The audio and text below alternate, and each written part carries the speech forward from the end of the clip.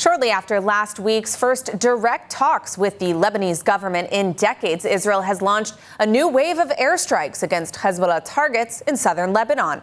Hezbollah leader Naim Qassem denounced the direct contact between Jerusalem and Beirut and renewed threats to retaliate for ongoing Israeli airstrikes. More from ILTV's Steve Leibowitz. Over the weekend, the IDF says it hit multiple Hezbollah weapons depots in several Lebanese towns after issuing evacuation warnings to residents. The army says the depots were embedded in the heart of civilian population, calling it a clear violation of ceasefire understandings and another example of Hezbollah using civilians as human shields. The strikes come amid the ceasefire as Israel takes unilateral action to actively confront Hezbollah violations.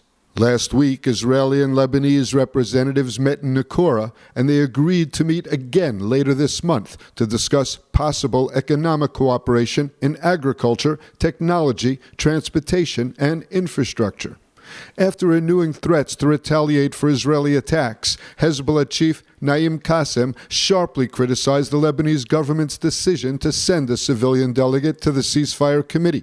He called it a free concession to Israel and a clear violation of previous government positions. قدمتم تنازل مجاني وهذا التنازل لن يغير من موقف العدو ولا من عدوانه ولا من احتلاله.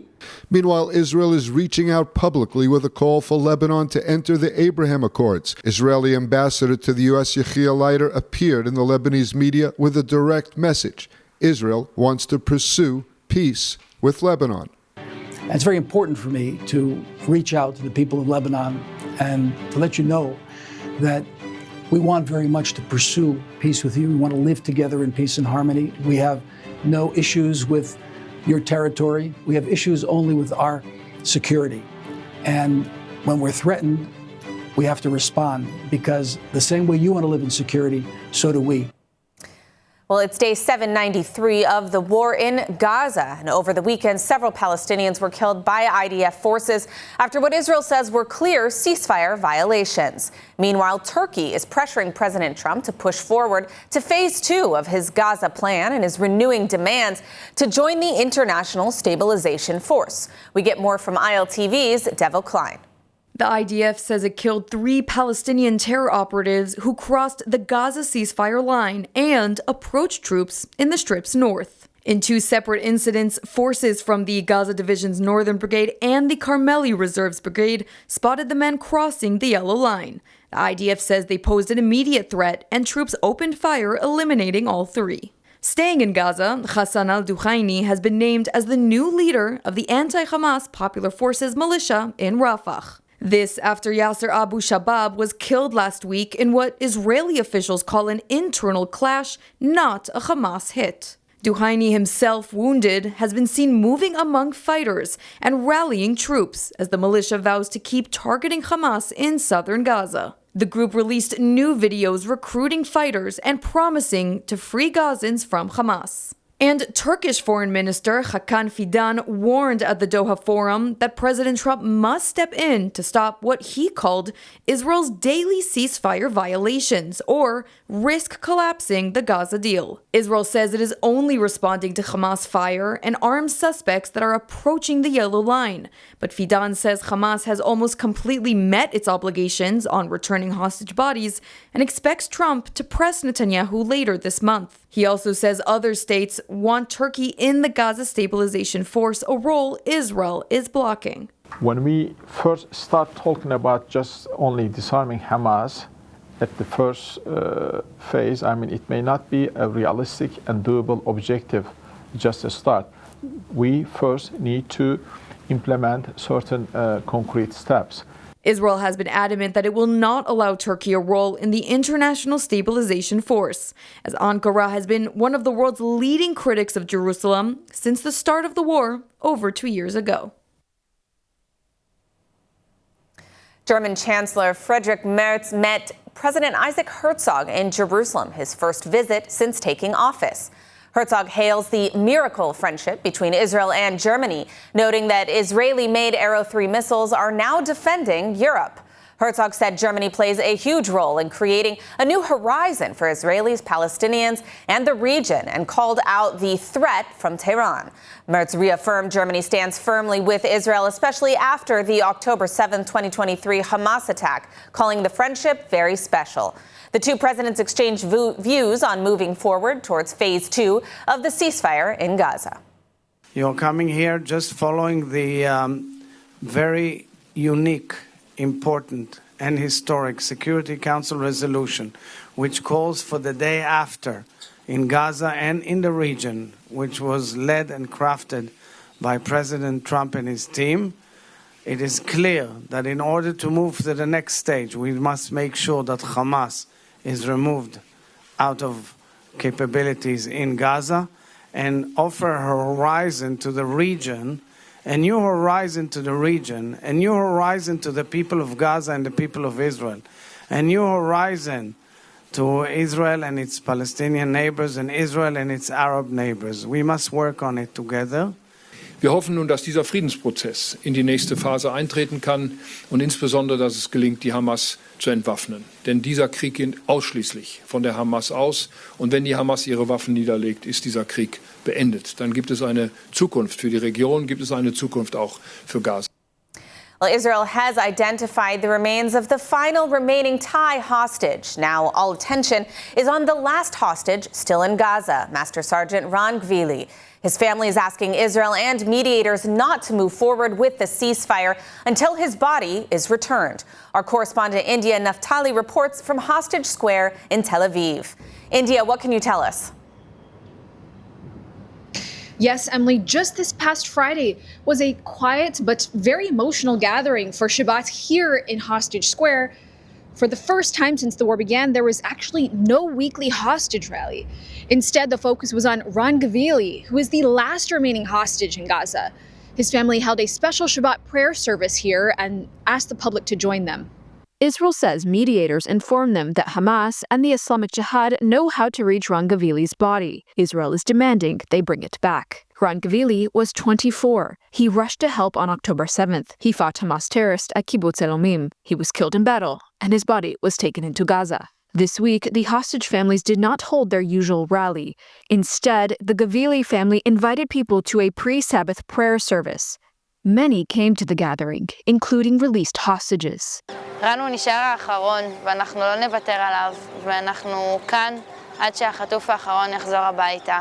Shira Gvili, Ron Gvili's sister, said that this Shabbat is especially painful. She said it is the first one with her brother alone as a hostage in Gaza. She shared memories of singing together every Friday at her grandmother's house. She refuses to talk about him in the past tense until he is brought home. Israeli officials also say mediators told them Hamas is interested in moving to the next stage of the ceasefire deal. But the Gvili family is asking the government to wait. They say Israel should not move forward until Ron is returned. This comes just after Israel identified the remains of Thai hostage Suthisak Rinthalak. His family in Thailand is preparing a Buddhist ceremony to receive him back for a final farewell. Today, only one hostage remains in Gaza. Israel is close to bringing everyone home, but there is still one last step, which is returning Ron Gvili. Back to you, Emily. All right, thank you, India, for that update. And now joining us to discuss the progress towards phase 2 of this Gaza deal is the director of AJC Israel, as well as the former IDF spokesperson, Lieutenant Colonel Avital Leibovich. Avital, thanks so much for joining us today. Pleasure to have you here on ILTV. To start, what are your thoughts on this most recent push to move to phase 2 without the return, essentially, of the final hostage? So, as far as I know, there are a lot of actors here in the scene working at full power in order to try and facilitate and build the mechanism that will be here in Gaza in what we call the day after. But the day after, as you know, Emily, is not really a day. It's not a week, it's not a month, it's not a year.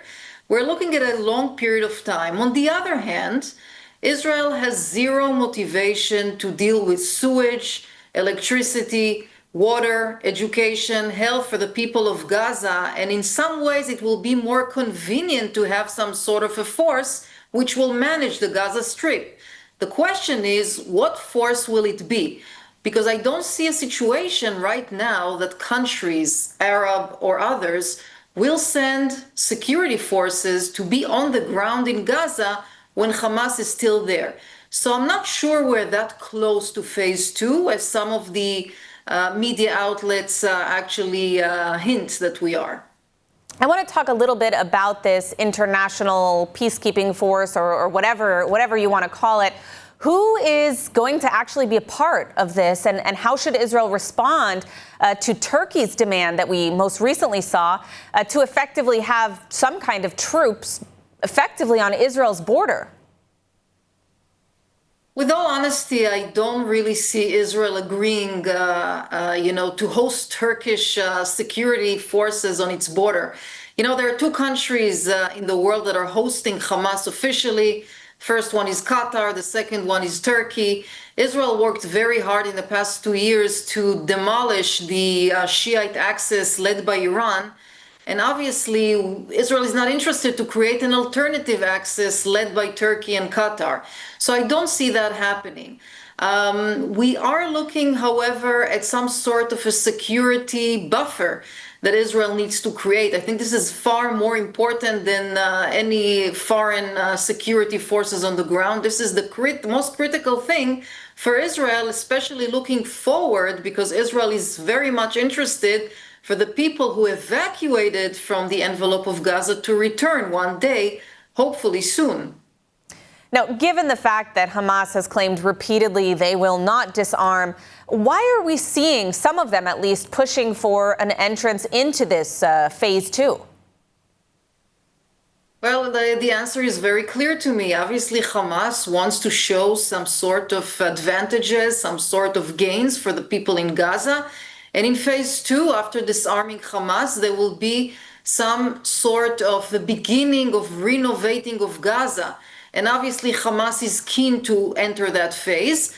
However, we need to, again, keep in mind that the day after is not really a day after. By the way, I'm an optimist, and I do think that education is critical to change the hearts and minds of the people who live in Gaza. But this kind of education will take at least 1 to 2 generations, and Israel needs the moderate Arab countries to be a part of this future, as part of this stabilization. We are not there, we are not close yet, we are still waiting for the last hostage. Now, what are Israel's options in terms of defense? We see tremendous international pressure on Israel in regards to this ceasefire, already accusations flying left, right, and sideways, even when Israel is exercising self-defense. So when it comes to the disarming or removal of power of Hamas, can Israel really do anything given the international spotlight? So the question is how much time Israel really has from the perspective of the international community. Are we talking about weeks? Are we talking about months? Israel's main concern is the security, and it will not move anywhere until we are assured, Israel is assured, that the border is safe and sound and that there will not be any additional rockets flying towards Israel. I'll remind the viewers that the first rocket, and maybe I'll remind the international community at the same time, that the first rocket that has been fired at Israel from Gaza was in 2001, namely 24 years ago. And obviously, this is not a situation that any country could agree to, and there is no motivation to return to that place. So I don't see really an option of Israel giving up its security for a second phase at this point of time. All right, well, we'll follow that closely, and hopefully we're both wrong on that front. I want to thank you for joining us, Lieutenant Colonel Avital Leibovich. Thank you.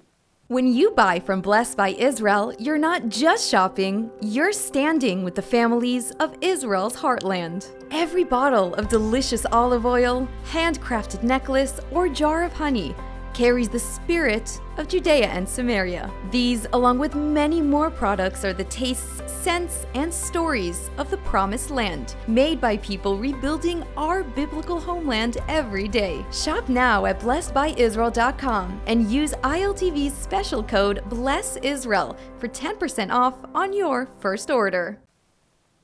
Well, is Iran on the brink of another war? Yesterday, the Islamic Republic of Iran's Navy fired dozens of ballistic and cruise missiles into the Gulf as part of a large-scale war game.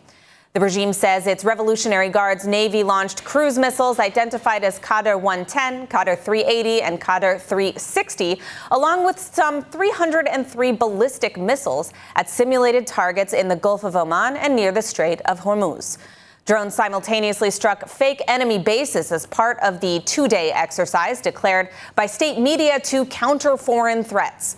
Regime officials stressed the unwavering spirit and resistance of their sailors and highlighted the use of AI in coordinating the attacks, a show of force designed to warn off any adversary.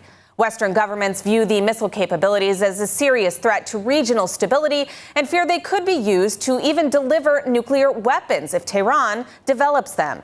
The exercises come amid tense regional dynamics, including the June war with Israel, that also involved U.S. strikes on Iranian nuclear facilities. While experts speculate over next steps, there is no question that the effort by the Islamic regime in Iran to eliminate Israel isn't going away anytime soon. 3 million Israelis are dealing with trauma since October 7th. To help Israelis heal, Hadassah is there, with the largest rehabilitation center in Jerusalem, world-renowned medical centers, and youth villages. It's said, saving a life saves the world. Imagine helping millions. This is Hadassah, a life-changing force in Israel and the world. Well, the cabinet approved the 2026 state budget totaling 662 billion shekels, about $205 billion. The draft still needs 3 readings in the Knesset. The defense budget will be 112 billion shekels, funding an average of 40,000 IDF reservists and major security upgrades in Judea and Samaria, including armored transport, new roads, bypass routes, and IDF bases. The budget also includes tax cuts, economic reforms, and investments in northern and southern communities hit by the war. Failure to pass the budget by March 31st, 2026 would trigger snap elections, which Prime Minister Netanyahu rejects, insisting his coalition will complete its term. Analysts say Israel's 2026 budget is a tightrope between security and economic recovery, with a massive but expected defense allocation signaling that deterrence still dominates national priorities. Politically, the budget is seen as a major survival test for Netanyahu's coalition, which must stay unified for it to pass before that March deadline and avoid early elections. Despite tax cuts, economists warn that the cost of living pressures will likely persist, with heavy defense spending limiting civilian relief and risking growing public frustration if prices don't ease.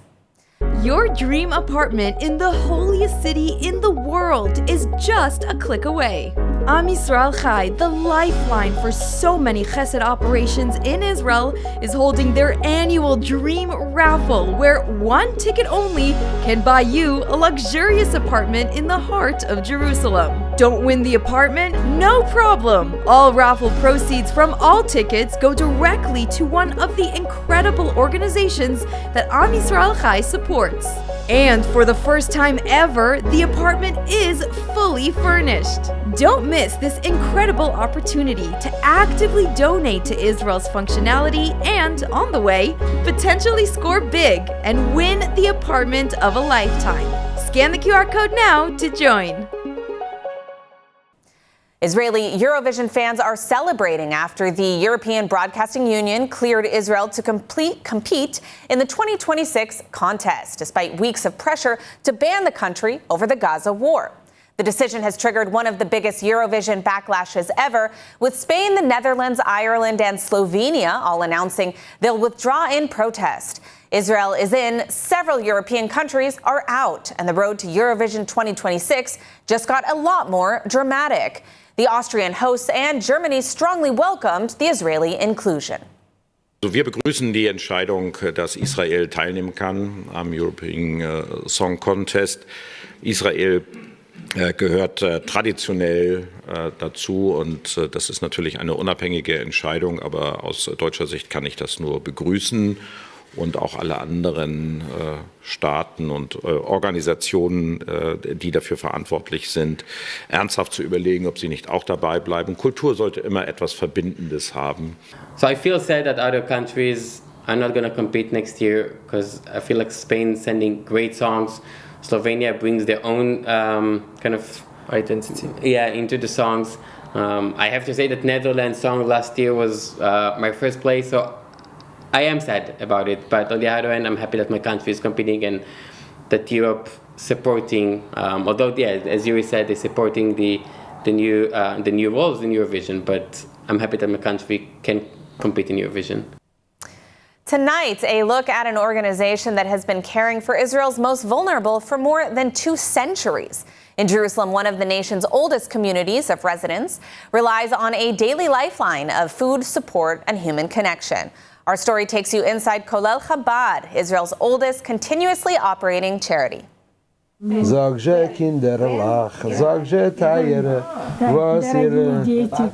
soft moment inside a small Jerusalem apartment. A Kollel Chabad staff member singing to a woman who has lived a full century. Here in Jerusalem, some of Israel's oldest residents are living alone, often far from family, and often with no one checking on them, except Kollel Chabad. Founded in 1788, Kollel Chabad is Israel's oldest charity, and today its mission remains the same: help anyone in need with dignity, respect, and a human touch. Each day, hot, freshly cooked meals are prepared and delivered to thousands across the country. But here in Jerusalem, the work is deeply personal. Volunteers don't just drop the food at the door. They step inside, they say hello, they check on how people are doing. For many recipients, this is the only visit they receive all day. Each of these doors, behind it, there's another resident with a fascinating story. Each one has an amazing life story. But the last apartment, all the way on the top floor, the final corner, the last apartment, 479, there's a woman that lives here. Deni Avdia has officially become Israel's all-time leading NBA scorer, and at just 24 years old.